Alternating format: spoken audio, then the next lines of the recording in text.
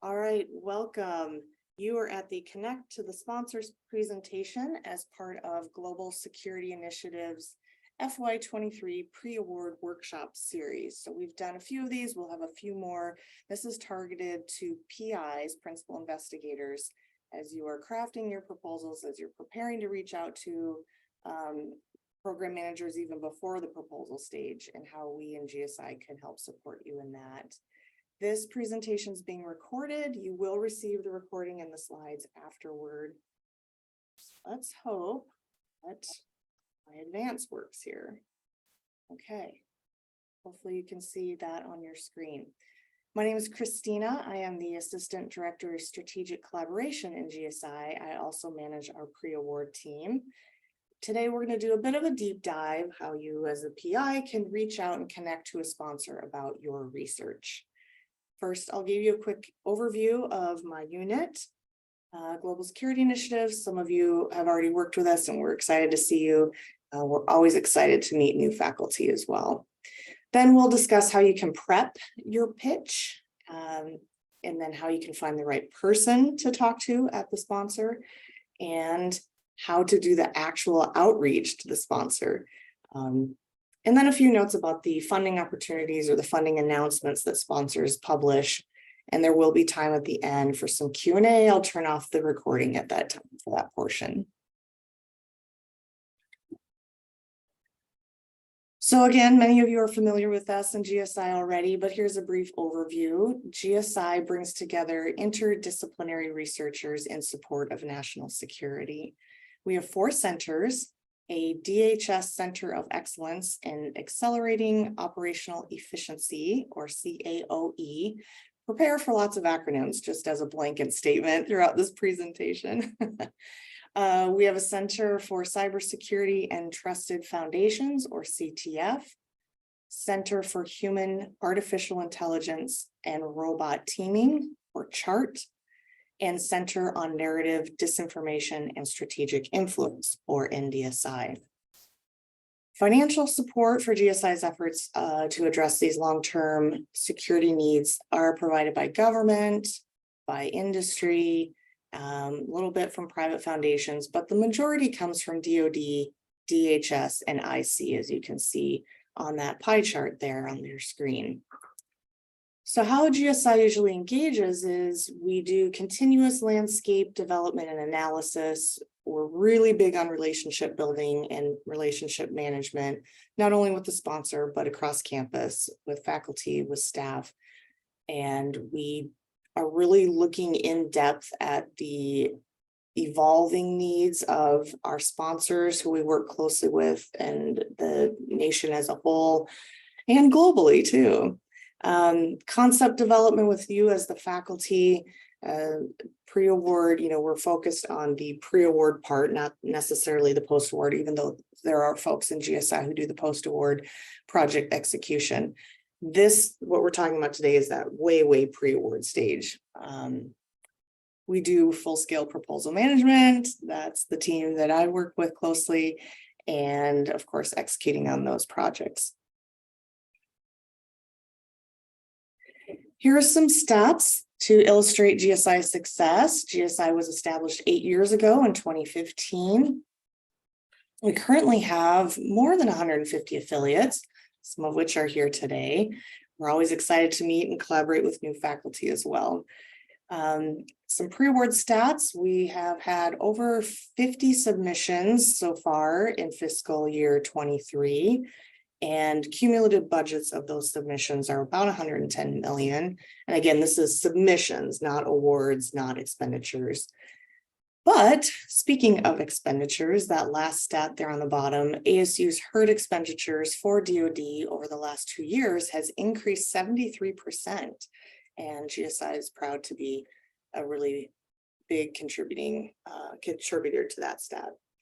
On the right side of your screen there, I wrote down a few sponsors that we in GSI work with a lot. And I'm sure many of you have worked with these sponsors as well and are familiar with all of those acronyms. We have helped a lot of faculty with this initial outreach. Again, what we're talking about today, with full proposal management when you're ready to submit to a specific funding opportunity for these sponsors. And then, of course, managing the awarded projects as well. And this is just a sampling here, but these are very, very familiar to us in GSI. Okay, so on to the talking to the sponsor part. But before we talk about the talking, let's get our ducks in a row. I love this phrase. We need to get organized, we need to get prepared, we need to do a few things before we even do that talking part. So we always encourage PIs to do a few things when they are preparing to talk to a sponsor. One is to create a quad chart of your research idea, and we'll talk about this on the next slide. And then reviewing the Heilmeier questions, we'll talk about those in a minute as well. Some of you are familiar with those. Really getting to know your sponsor, taking some time to research their websites, research their foundational documents, dig into what's important to them as a sponsor. This is super, super important. And sometimes PIs skip that part or do just a little teeny bit of that part, but truly it's what's going to help you get in the door or get down the road with getting a funding opportunity, is knowing their needs and how to address their needs. And then matching, that's exactly what we're talking about there, matching your pitch to their needs and how you can help solve that problem. All right, quad charts. What is a quad chart? Well, it's a really great tool. It's a super common tool in the DoD, but this applies to any sponsor as you're preparing to submit or even just talk to a sponsor. This is a synopsis of your research idea, but it's a really good tool to kind of help you walk through the steps of, oh yeah, what is my idea about? Oh yeah, what kind of a research project do I want to do? It really is this sort of framework to help you think through each of these components. A graphic is really important. It's strongly encouraged. You'll see one of the quadrants there. So on the left-hand side, this is one I created as just a generic quad chart. On the right-hand side is one from an actual funding opportunity from DARPA. And this is not, a required, this template on the right, of course, is not required when you talk to a different sponsor other than DARPA, but I put it there as an illustration for you to see what an actual template from an actual sponsor would look like. So some of the things that you would want to think about when you're creating a quad chart is, of course, the overview of your research idea. What makes your idea unique? Why are you special? And that may sound blunt, but it's going to be really important to really clarify that and bubble you up to the top of the list as these program managers are reviewing a lot of research ideas. So I think of a quad chart as an elevator pitch, and many of you are familiar with this term, but an elevator pitch is like a concise, condensed format for your idea. And you would present it to someone in the time it would take to write up an elevator with them. So this quad chart is sort of the written version of that verbal elevator pitch. You want to make sure that it's concise. You want to make sure it has all these great highlights that are going to catch the attention of the person you're talking to. And again, it's also just a great tool for you personally as you're thinking through your idea way, way, way before you even start talking to someone about it. It's going to be important that you actually think about, for instance, risks and mitigations. You'll see that on these examples here. Might be a little scary and it might feel a little counterintuitive to just call out the risks because it might feel like, oh my goodness, I don't know how to address it. But if you do address it from the get-go on your quad chart, it shows the sponsor that, one, you're really organized, you've already thought about this, and two, you're a realist. You know there are going to be risks, you know there are going to be challenges, because that is reality. So really encourage you to put that component here in your quad chart.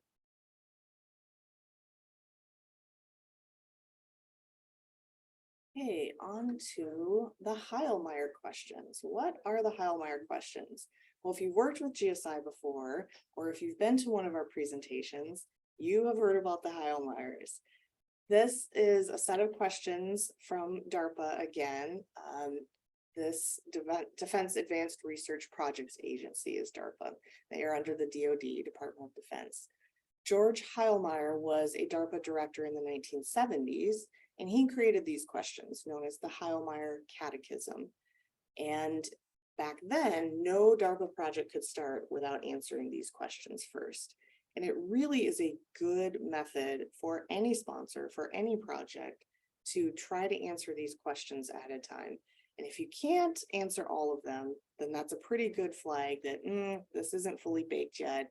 It's really not quite ready for prime time. You need to answer these questions first before pitching your idea to someone. So they might seem kind of basic, but if you've gone through this exercise before, you know that they can be kind of complex and challenging to answer. But again, this will help you in the long run, because once you get down the road to writing your proposal and you've already answered these questions, copy paste, copy paste. You can put it into a lot of the sections that are required for the proposal. We in GSI love that number 4, who cares? It's a very blunt question. It might seem a little jarring, but this is super important to answer, because it's not just about having a great research idea. It's about who's going to benefit from that great research idea. So you need to be able to answer, you know, this group of people or this person or this organization will actually benefit from my research project. And again, these questions apply to any sponsor, not just DARPA. But we like to give a shout out to DARPA because they created it. Okay, let's talk about matching to the sponsor's mission. So 2 examples here. I know I'm hammering on DARPA, but these are just 2 sponsor examples. This is very, very important to match to the sponsor mission. This is where you, as the PI, as the potential researcher, getting money from this potential sponsor, you need to do a little bit of legwork. You need to spend some time researching this sponsor. Go to their website. Most government sponsors have a whole bunch of information laid out there for you to learn more about them. So like most organizations, they have an about page, and there oftentimes is a mission statement, or here on this example on your screen, DARPA has a nice long narrative there of their history as an organization, of their research areas, what they tend to sponsor. And sometimes an organization will post, like here on your screen, you can see some foundational documents. So the one highlighted there is the strategic framework. Open up that PDF, read through. I know it's a lot of reading, but again, this will help you in the long run. They are literally explaining themselves to you and what they want and what they're looking for. So it is just perfect, low-hanging fruit for you as a potential applicant to know what they're looking for. Another example is ONR, Office of Naval Research. We work with them quite a bit. Many of you probably have as well. ONR lists their mission statement there. You can see highlighted on their about page. And then ONR has a lot of research areas that they are interested in, and you can poke around their website and learn more about that as well. We'll talk about that in a few minutes too. So again, spend time on their websites, just get to know them as an organization. This will help you in the long run as you are writing your pitch to match to their mission. Okay, so when you hear the word start for some huge project like this, what do you think of? Do you think of, or these are things I think of, deadlines, like they're just looming and you can hear the clock ticking, super competitive, I've got to race against a whole bunch of people, or this like epic project out of the gate and it needs to be super splashy and it needs to be just this ginormous endeavor right from the get-go. Well, actually, you are kind of more like this. You're more of a treasure hunter, maybe even more of a librarian. You're searching for information. You're searching for those great funding opportunities that match to your research, your subject matter expertise. This is not going to be like an action movie. This is going to be you putting in some time to read up.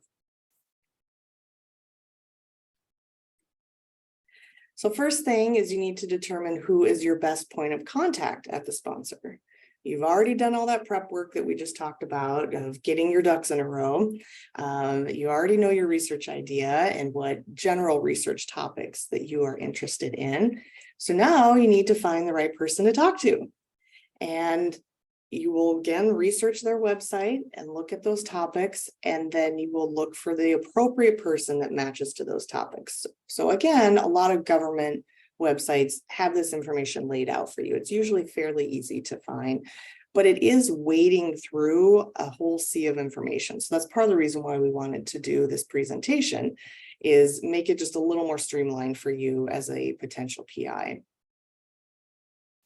So here are a couple of examples that we will talk about.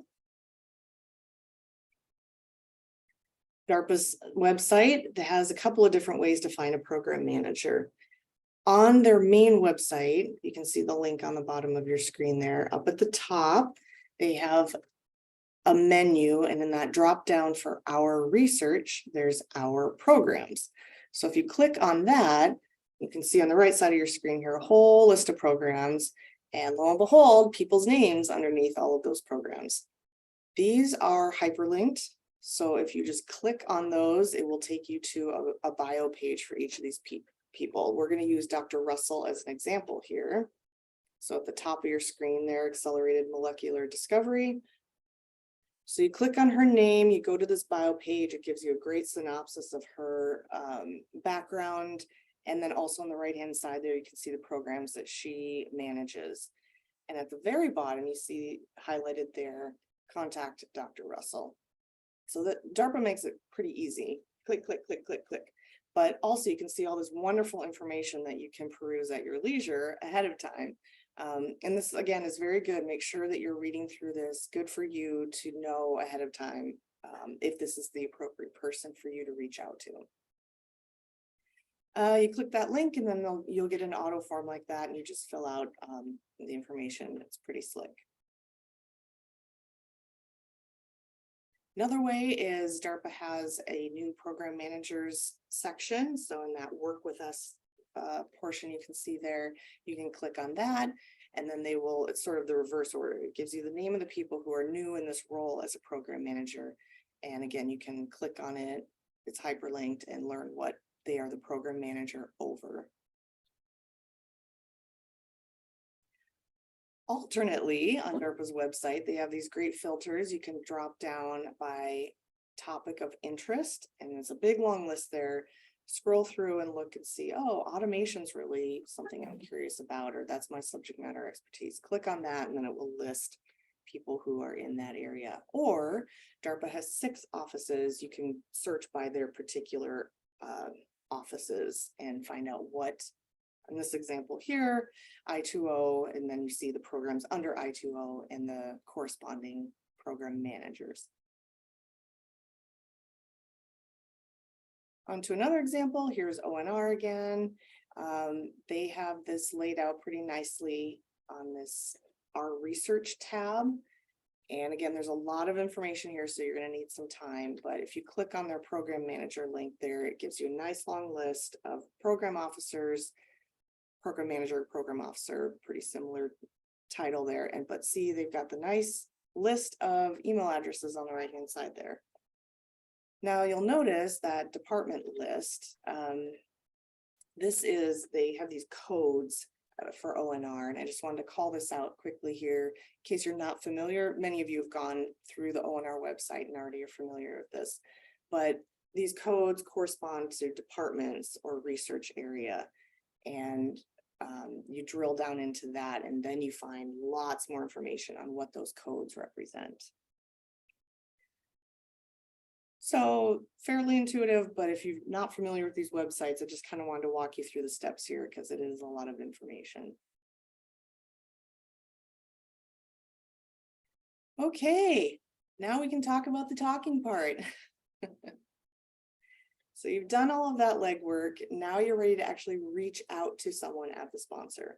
So a few tips here. When you send your introductory email to the appropriate program manager, make sure it's short, make sure it's that kind of elevator pitch type vibe. You want it to be concise. You all know as a recipient, when you get this super long email, you're less likely to read it, or you skim. These are very busy folks. These program managers get a lot of inquiries, and they're managing really robust programs. So you want to get it under their eyeballs and have them respond. The military term is bottom line up front. Again, just make that really concise. And then attach your quad chart if you have that already prepared, because that's going to really get you in the door. Ask for a follow-up meeting. First of all, you might have to follow up with them 1 or 2 times to get a response. If they decline a meeting, you can always ask them if there are any changes to your research idea that they recommend, or maybe there's a different program manager or a different program that might be more appropriate or more in line with your subject matter expertise. A phone call is good if you're able to be there in person. Of course, we all know that that's the ultimate when you're having a meet and greet like this. They may provide you some good feedback. Of course, that's just fantastic information for you as a researcher. This is really good feedback, and if you can, tweak it or massage it a little bit according to their feedback, that might also get you in the door. They may not be able to talk to you for a variety of reasons. 1, they might be busy. 2, they might be about to launch a new program and they can't say anything about it. Or they may have already committed to someone else or a different direction. So don't take it too personally if the first time you reach out to someone, it doesn't come to fruition. This is all really good practice. So I thought it'd be helpful to actually go through what an email might look like. Again, you've already thought about this work ahead of time, this crafting your idea, your research idea, knowing which research areas you're interested in.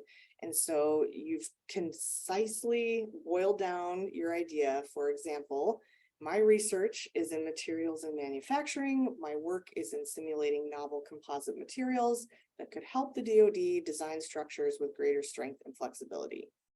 That's a great intro. So then your email might look something like this. You're reaching out to the program manager, you introduce yourself, my research is da-da-da-da, and this is how it will help you. This is how it's novel. I've attached a quad chart. Are you able to meet? Thank you so much. Super concise, but you've got all the really important information in there. This will actually be very impressive to a program manager. And again, you'll get these slides later, so you'll have a chance to read this at your leisure. Okay, a few funding announcement details that we wanted to mention. So when you're talking about, one-on-one or talking with a program manager, if an actual program has dropped or been published and you have questions about that, they're way less likely to be able to talk to you about that specific program once it's been published. And this, many of you know, is to give fair consideration to all potential applicants. If they're having one-on-one conversations with just one potential PI, that could show, favoritism or some sort of deference, and they're just not going to do that. Also on the right-hand side here, just a little acronym soup. Just want to make sure we all are on the same page when we talk about BAA, broad agency announcement. That's sort of a general term that could mean a lot of these things here.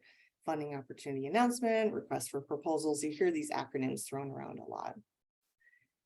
Once a BAA has been published or once it's dropped, a lot of times the sponsor won't allow you to talk to that PM directly about that specific funding opportunity. And then you have to send in a general question to a general queue. And many of you have seen this before in a funding opportunity announcement, where it'll have this blurb like, yep, feel free to send in your questions to this general inbox. And then just a heads up for everyone who hasn't done this a lot of times those are publicly published. So your question, it won't say your name, but it will have, your pretty much verbatim question with their answer, so that the whole whoever public gets the same information.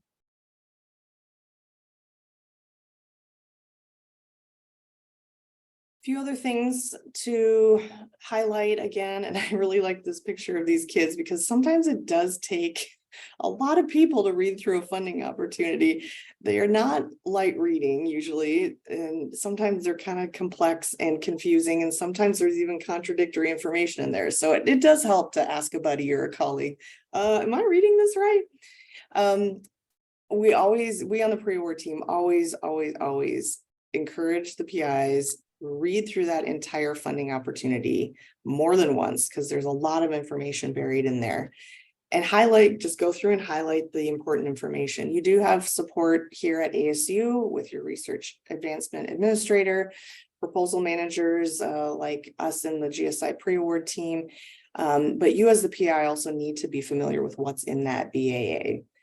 A lot of times a sponsor, especially government sponsors, will give you a checklist or give you a template. Those are great because it's the sponsor telling you this is exactly what we want. Look for some clues with the verbiage. So if the sponsor says things like recommend, we strongly recommend, or we highly encourage, that's them basically saying this is what we want. So a lot of times I'll do Control F on a BAA and look for these words: must, should, recommend, because that's the sponsor's sort of broadcasting to you exactly what they want. And as always, know your sponsor, know their needs, and match to it. All right, a few reminders here. Those quad charts and Heilmeiers are going to help you in the long run. They do take some work ahead of time, but I promise you it will help you in the long run. And it's then just there handy for you to have at your disposal. If someone asks you, not even the sponsor, but someone else asks you a question about your research, boom, you can send them your quad chart. It's already done. Again, make sure you're digging into those websites, learning about your sponsor, get to know what is important to them. Find out who their contacts are in the subject matter areas that you are interested in. And then just a general plug for relationships. We in GSI know that that's sort of the foundation of our work, and it's really important to us. And I know it's really important to a lot of you as researchers as well. Relationships are the key.